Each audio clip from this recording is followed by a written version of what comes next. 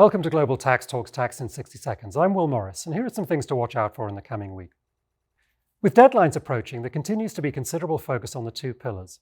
To round up, an OECD official said confidently last week that Pillar 2 would not cause investment to leave developing countries. That, however, is not what some businesses are saying or what some developing countries think. One reason the OECD official gave is that the Substance-Based Income Exclusion will help those countries. But that ignores the uncomfortable fact that the SBIE helps larger developed countries far more because of payroll costs and tangible asset values being higher. Turkey and the US extended their DST arrangement until June 30th in relation to Turkey's DST.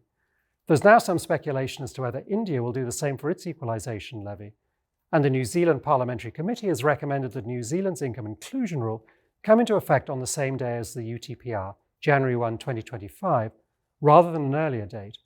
And in a related item, a group of EU finance ministers recommended last week that in order to improve capital markets in the EU, member states should consider targeted tax incentives to facilitate greater creation of equity as opposed to debt. No word yet on how this would fit in with Pillar 2 on credits and incentives. Turning away from the pillars, the European Commission recently released a report on the first 100 days of the Foreign Subsidies Reg, or FSR, showing that over 50 M&A cases have been discussed with them and 14 notifications actually filed so far. Now, these notifications are triggered by transactions involving targets with revenues of more than 500 million euros in the EU, where the transaction parties had received foreign financial contributions, or FFCs, over a certain threshold.